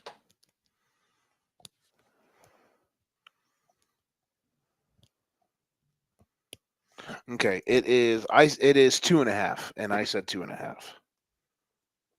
Okay, wow. They say the Chargers and the Broncos are one and the same, huh? You said 3.5. Yeah. I would just rate the Chargers a little higher and at home. So that was where I was thinking there. Yeah, I feel like that is a spot where I can see them being power rated similarly. Because like the Broncos, I think aren't Vegas isn't as in love with Denver as the casuals are. The people who just are like, you know what I mean? Just I just don't. I don't know. I don't think they are. Like Denver was only like a point. They closed at like 1.5 today. So mid, but still watchable. Atlanta and Carolina. In Carolina, big Falcons win. Carolina 0-2. They tried their hardest to come back at the end. Did they really, or did Arizona do everything in their power to not put that one away? Every time I looked, I'd love to see a drive chart from that second half for the Cardinals. Once it was 27-3. Wasn't it that at half? Did they ever not have a 3 and out in the second half? I just remember watching. I saw the Panthers get a touchdown. Then a little bit later, they get another touchdown. They get the onside kick, and now they have the ball back. and it's like, oh my god, are they going to do this? Yeah, they tried. They Wild. the Yeah, I think they got 3 touchdowns, and they needed. Arizona, yeah, they absolutely put the fucking they parked the bus. Yeah. But NFL Which I games, was man. happy about because I had them in a survivor pool. I didn't want I didn't want a 27-3 letdown be Kill what your knocked me survivor. out. Yeah, Imagine having Cardinals minus the points though, because what was the spread this week? like 7. Oh, yeah, that'd be tough. Cardinals people who had the Cardinals in a teaser were definitely sweating. Like, don't blow this. Yeah, almost did. They tried. Yeah, but we're gonna go Falcons here, and we're gonna go.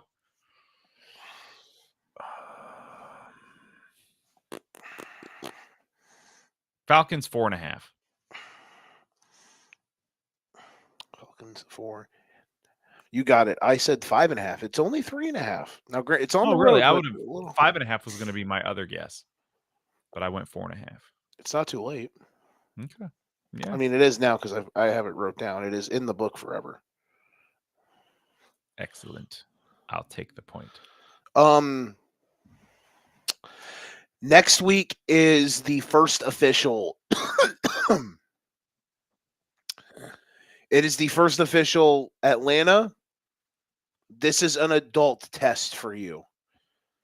This is basically this is when you're the parents and you leave the house and your kids in like high school, like they're a freshman or sophomore.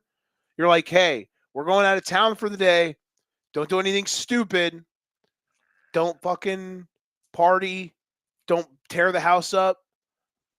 Watch your little sister." Like that is next week for the Falcons. Agree? Like, does that make sense? Yeah. You Yeah, ain't got it you can't lose to the Panthers and then be like, "Oh yeah, we're going to take you seriously." exactly. And I think the Panthers are punchy, but right now, Atlanta, after you flexed your chest a little today, even though Minnesota might be mid, I was impressed. Don't let me down. Even if you don't cover, just win. Go in there and win. Next up, mid but still watchable. 1-1 versus 1-1. The Pittsburgh Steelers versus the New England Patriots. Caleb Johnson, RIP. Iowa Hawkeye legend. In New England. We're going to go Steelers.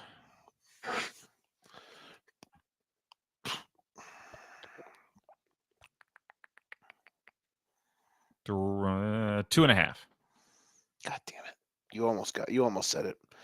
I said 3.5. It's 1.5. I was really hoping we'd tie there. It'll be wild if in week 3 Mike Vrabel and the Patriots are 2-1. That would be interesting. Rodgers was fine today. Their defense though might be a problem. Like their secondary slow. They're just not. They're You not mean athletic.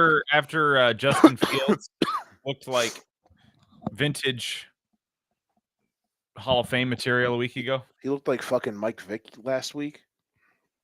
and today looked like the dog? And Sam Darnold, who my guy Sam Darnold, my guy question mark Sam Darnold. He's my guy because I'm a Seahawks lover. Sam Darnold, hooped Slinging today. Sammy. Slinging Sammy, baller. JSN, baller. Kenneth Walker, baller. Zach Charbonnet, baller. Next up, speaking of Justin Fields, who knows if he plays? He got knocked out today with a concussion. Jets at Bucks in Tampa Bay.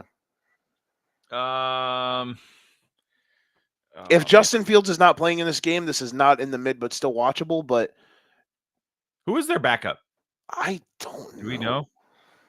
I But don't remember who, because that game was so out of hand. That was like off all the TVs. Yeah. I'm gonna go Bucks by. We're gonna go a touchdown ish. Let's see. Do I go under or over? And it wasn't even that. Like that game too was just never competitive today. No. I'm gonna go Bucks 7.5. Tyrod Taylor is the answer to that question, by the way. Oh, okay. Bucks 7.5. It is Serviceable backup. huh? A serviceable backup for sure. I got this one. It is I said 6.5. It is 6.5. Okay. I went the wrong halfway up on my 7. I was thinking 6.5 or 7.5. I overshot it. Incredible teaser candidate. Back to the basics. Last one in this category: Arizona versus San Francisco in San Francisco. All hail McCorkle Jones. He is back, bitches. Mac Dare Jones. I dare I say it? Another candidate in the just throw anybody in at quarterback for the Kyle Shanahan led 49ers, and you've got yourself a serviceable dude.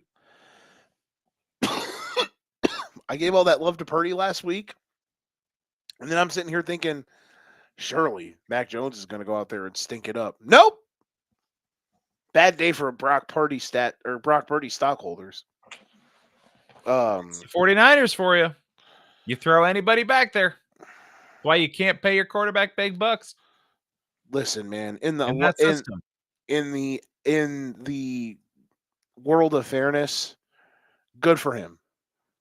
Absolutely. I'm sure that felt really good. Yeah. I'm not as happy for him as I was for for Justin Fields last week, but good for him because he's, like Justin Fields is bad, but also had a lot of raw deals. Mac Jones has just been bad. Outside of what, his rookie year? Yeah, but good for him regardless. What do you got here?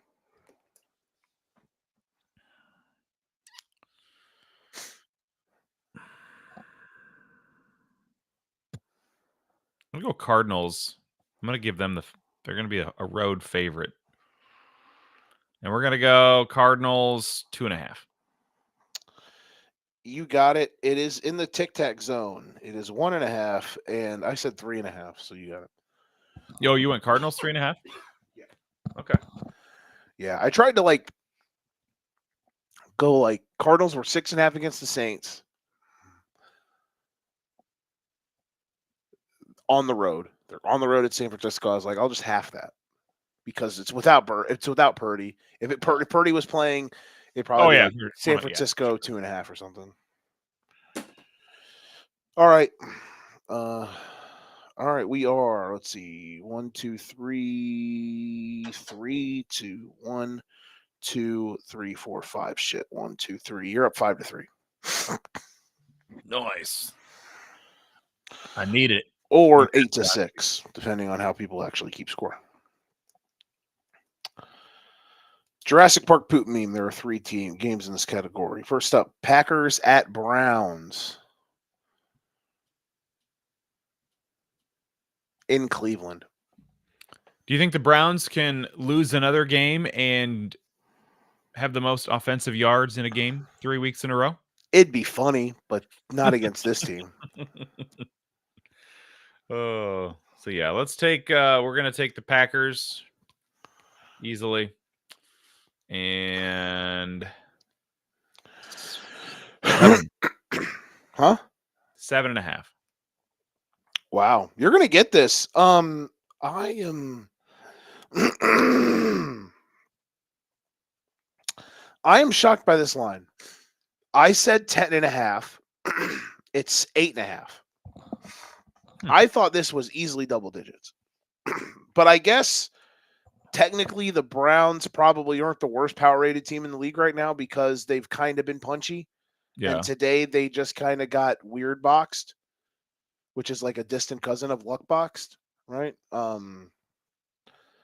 So I mean, let me put it this way. I think there's the potential there for Cleveland's offense to keep it more competitive than Bills Dolphins is going to be. That's fair, and it's in Cleveland. Let me just put it this way. Even if this game is in Cleveland in 6 weeks, if this game was 6 weeks from now, it would be a double-digit spread. So honestly, lay it. Lay it. Are the Packers? No, I'm not laying it because this is the official Wagon watch. Wagon watch test for the Packers. If the Packers cover this game, they are a wagon. And we are just going to principally, we're going to lay it with the Packers on principle until proven otherwise. If they cover this spread. Wagon alert. We are on wagon watch next Sunday. We were on wagon watch for the Oregon Ducks this last Saturday, and they failed us. They did not cover a third straight 4-score spread because they got backdoored by Northwestern on the lakefront. Some people say that's a fun movie, Backdoored on the Lakefront. I don't know. But so that was our first wagon watch that was denied. The Packers, our second official wagon watch next week. Okay. Colts and Titans. Am I being mean by putting this in Jurassic Park poop meme? Probably. But I'm intrigued by this one. Preseason priors has this game low. I'm probably just salty and too much yelling about the Bears. Nick doesn't like me today, guys. I'm sorry. Have you ever liked me? That's the real Never. question. Never, ever. Doing podcasts together. At least you don't have to work at 5 a.m. tomorrow, right? You don't have to work at 5 a.m. tomorrow, do you? Thank God. No way. Okay. Now I don't feel as bad. And the little guy doesn't have school tomorrow, so I'm not setting an alarm. I'm just gonna wake up when I wake up. Look at that! I don't feel bad anymore. That doesn't mean I still want to get a good night's sleep. But I'm just saying, I felt really shitty for a minute because I went completely off the rails. I did not think I was going to get that pissed, and then all of a sudden, I just started thinking about it, and I was like, you "Fuck!" You did. Very pissed. But honestly, at this point, they can't break my heart anymore after today, unless. Oh. Well, let's see about that, Joe. Let's see it next week. We'll see what we can find. If anything, I maybe should just keep finding different things. Like the Bears were just a separate subject today, but like the rant today was about the tush push. What is it going to be next week that Joe wants to scream about? What's Winkle's wrinkle this week? There we go. Sponsored by no one. Colts Titans. Probably a category too low, but I'm also a prick. So that's on me. I am going to take Indy on the road. Now, let's think about AFC South matchups over the years when one team is, oh yeah, they're doing pretty okay, and the other team's dog shit.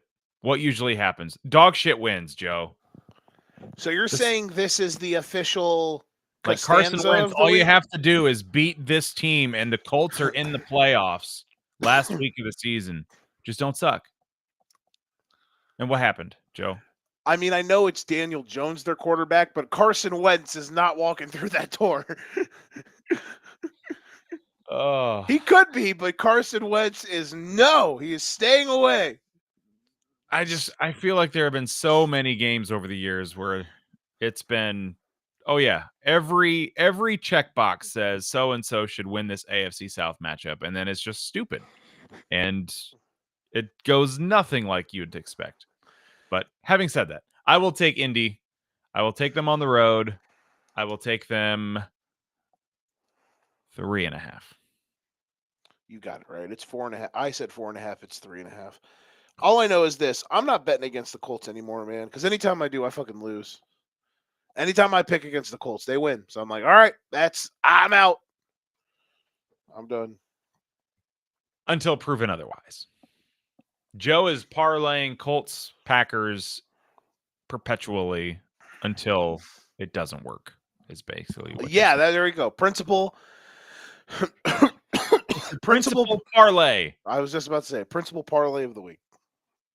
You are officially boat racing me. I mean, I guess if I won the next 3, you got a shot. I'm not dead total. I'm dead. Saints, Seahawks in Seattle. Shout out to the Seahawks. The greatest special teams play of all time happened today. The Seahawks were how funny would it have been if that dude who had nobody was going to beat him to the ball if he just pushed it out of the end zone? Can I make a hot take opinion? I almost thought he did. I think if you slowed it down, he probably didn't have the ball and fell out of the end zone. Because Yeah. that was when they were lining up for the extra point, I was thinking, are they going to review this? Because I'm not so sure that he had the ball, guys. Yeah. I Yeah. I would kind of think that was probably a safety, if I had to guess. Yeah, I guess that would have been a safety if it would have gone that way. It would have been a safety because it hit Johnson's hands. And I Right? don't even Yeah. know. I don't even know with the new kickoff rule. Is it because it landed in the zone, or I mean, at any point hasn't it been? Has that not been a live ball? Or in He, recent years, because it hit in the end zone, it would have been a touchback. Is that why? here's the problem in the NFL or in college. If it just goes into the end zone, Yeah. dead ball. Okay. Unless in the NFL, it has to bounce out of the end zone, or you have to grab it and kneel it. Okay. Here is where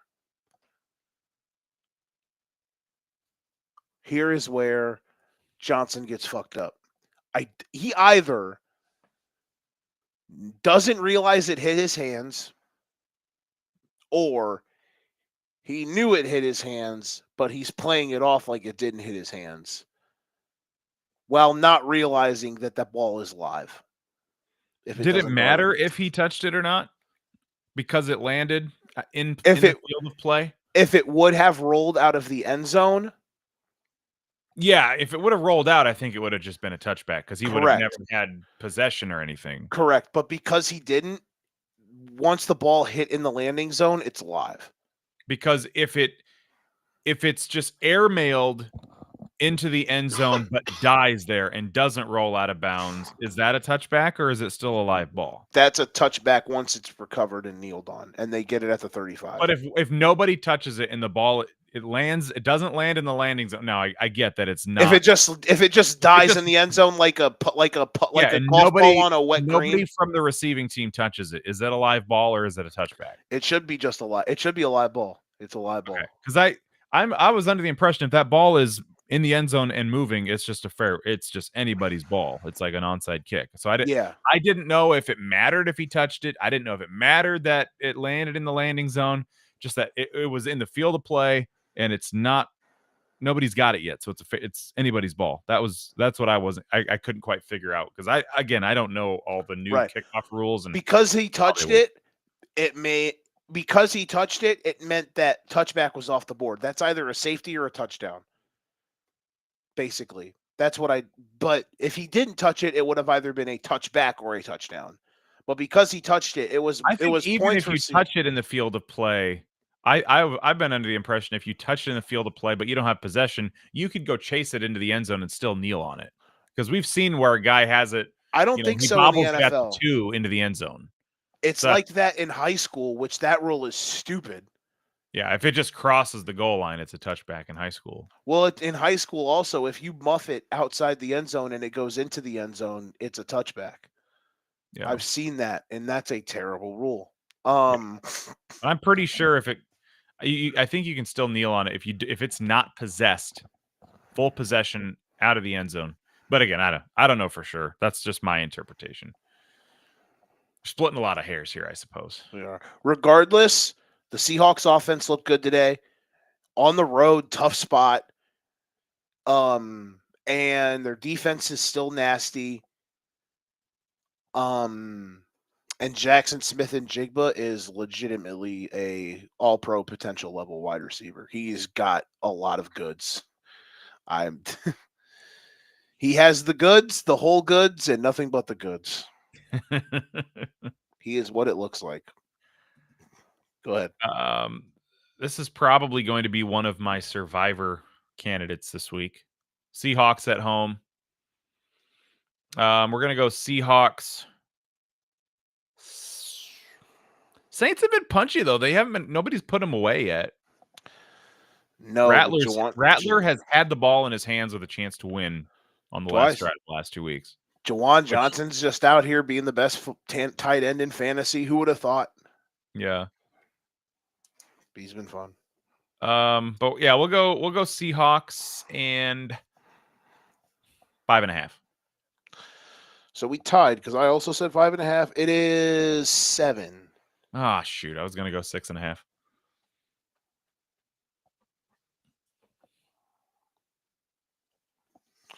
At least let me double check. I think it's 7. But I'll take it. You didn't steal one from me. No, it's not. I did not. No, it is 7. Yeah. Okay. Tie. Sunday night Chiefs at Giants.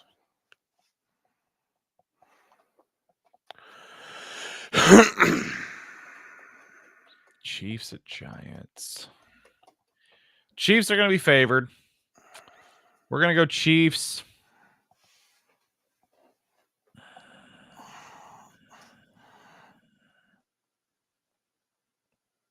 5.5. You're kicking my ass. It is KC minus 5.5. I said 6.5. I almost wanted to go 4.5, but I'm like, it's the Chiefs. They're not gonna be a road favorite of less than that against somebody like the Giants. So I'll take that. And then we get to probably the game of the week. The capital D. The Detroit Lions on Monday night, and it looks like they're back, folks. Host on the road against the Baltimore Ravens. Humdinger. Buckle up.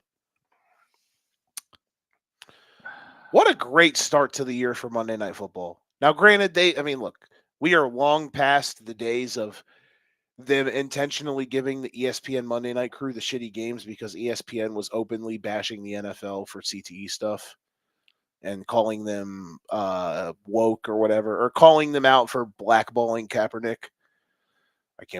People are going to clip that and roast me. So there was a moment there where ESPN and the NFL had beef. So they gave them all the shitty Monday night games. We're well past that, but a great start to the Monday night season. Bears-Vikings, divisional game, weird game last week.